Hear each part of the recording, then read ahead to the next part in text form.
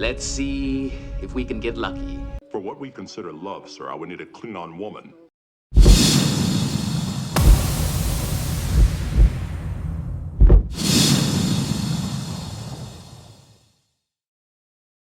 Hey everyone, Genome here, coming at you with the next episode of my Star Trek The Next Generation review series. The series where I take a look back at each and every episode of Star Trek The Next Generation and to see if they hold up to 2021's Genome's eyes. So this week I'm getting towards the latter part of Season 1, and we're going to be visiting an episode that I've actually always enjoyed, and that is none other than Arsenal of Freedom. Arsenal of Freedom is a little more on the action side of things, but there's some actually deeper messaging here as well, and there's some cool stuff going on. So I will give a very brief plot synopsis, and then I'll go into the pros and cons of the episode, and then give a final rating at the end. So, plot synopsis here is, the Enterprise is looking for a lost ship around a planet, and once they get to the planet, they receive an automated message. Welcome to Minos, the Arsenal of Freedom. This is obviously, we get some background. For some reason, the Enterprise has this information. This planet used to be basically one big, it was famed for its arm dealers, right? So they built weaponry for whoever could pay for it. Be it for one target or multiple targets, we got it. You'll see it here on Minos, where we live by the motto, peace through superior firepower. So, upon receiving this message, they send an away team down. Even though it's kind of funny, they do mention that they don't know what wiped these people out, and they even mention, well, it could have been a virus or a plague too, right? Of course, they beam down with no protective gear on, but whatever. We have to get used to that in series like this. So, yeah, they go down there, and before too long, they meet a very suspicious hologram. We find out what he is. Why do you want to know so much about my ship? We're friends, aren't we? Old friends. Our top speed is warp 3. What's yours? It's trying to gather some intelligence, and upon not getting the intelligence, it reverts to its little robotic weapon form and encases Riker in a stasis field and attacks the other crew.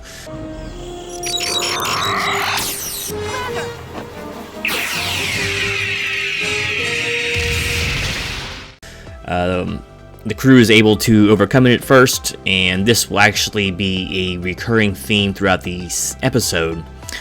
More than that in just a little bit. But so, upon Riker being frozen, Picard decides to jump down to the planet for some reason. Alright, well, whatever. And upon doing so, he puts LaForge in charge. You have command of the bridge. Aye, sir. And whatever happens down there, your prime responsibility is to the ship. Understood, sir. This actually starts the B story, if you will, of this episode. And unlike most episodes, this one actually has a very fully fleshed out B story here. So LaForge in charge. Here's another funny part too, is Captain has to kind of rebuff freaking Troy, always sticking her nose in things. She's like, Captain, I must protest you going down to the ship, or to the planet's surface. And he's like, noted. I love it. Like, Captain, I take great exception to your decision to beam down. Noted.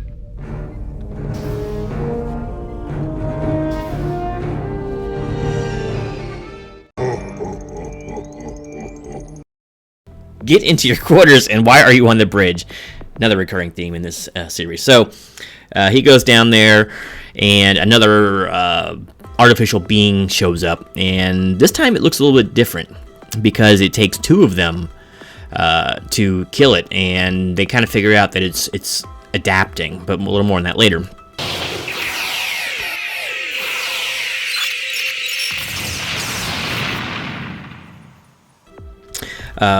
When this is happening, Picard and Crusher are separated from the group. They fall down into this gigantic hole that's well placed for whatever reason.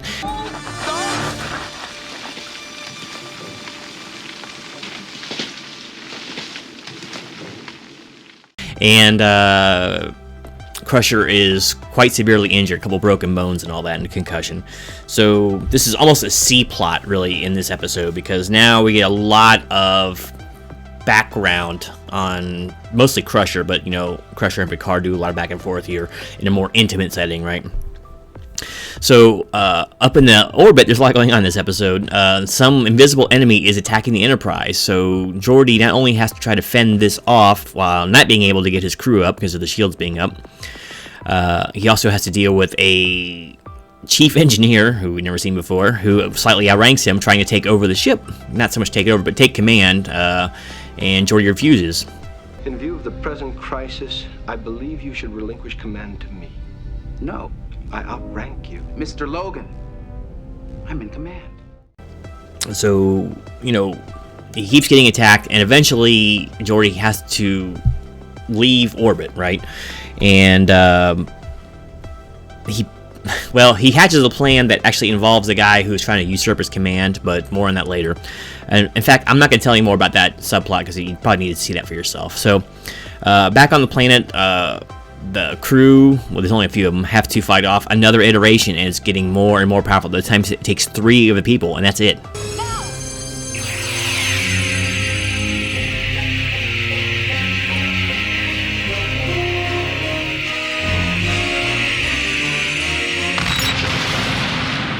They got no one else to help fight this thing. So another hologram presents itself to Picard. They find out this robot factory, whatever, just keeps building new and better creations every time they destroy it. So it's learning the patterns, it's getting more powerful. So they realize they're done for. Right, they keep on getting better. The weapons are appearing at intervals of precisely 12 minutes. Well, this one took everything we had. I don't know how we'll handle the next one. We're not going to wait around. And I won't tell you something else this weapon has already done either. So, yeah, more plans are hatched and formulated, and the clock is definitely ticking. So, will the Enterprise make it back to orbit to rescue everybody? Will the weapon keep attacking them? What strategy will Captain LaForge use to win the day? And will anyone survive the surface of the planet where these killer robots do float? Say it. Say it. These are questions you'll have to answer yourself as you watch the episode. So yes, this is the Arsenal of Freedom. And fun time. This is a fun episode, and it's one of the more highly recommended, especially in the first season.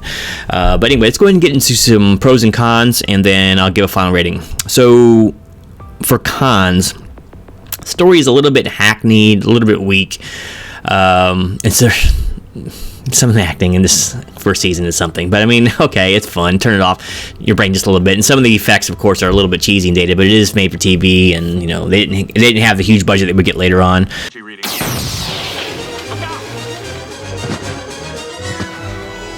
So you can forgive all that. It's still decent sci-fi setting. It's very obviously a set on the planet, a jungle planet kind of set. But it is what it is. Just it's like, get over yourself and enjoy it, right? I guess it's the best you can say. Yeah, I mean, there's some manufactured drama, and we have like a bridge crew that are manning the helm and stuff that are kind of, where do these people come from? But it kind of makes sense the way the story lays out, but it's like, yeah, you got a bunch of people of nobodies, so we're supposed to kind of root for the people. But anyway, so that part's a little bit lame. But I mean, other than that, there's not too much else wrong with this episode. There are some definite logic problems, specifically how Geordi overcomes the big problem at the end, and then he does something very strange that should have destroyed the ship, but whatever. And then, of course, them beaming down no protective gear whatsoever, and of course just bringing down high-level officers instead of security teams, if that's what they're doing for reconnaissance. They don't need this officers down there, they just don't need them. But whatever, that's once again another recurring thing with Star Trek in general. So those are the cons. So the pros, there's a lot more pros than cons in this one. This episode has almost 3 story arcs, right? 3 little subplots here, and of course the main is the planet itself and the crew trying to overcome these artificially replicating and improving robots. And then you have the issue of Geordi taking command of the ship for the first time. He's a young junior officer. He's kind of unsure of himself, and he's got people trying to take his command from him, and lots of stuff going on. So there's that.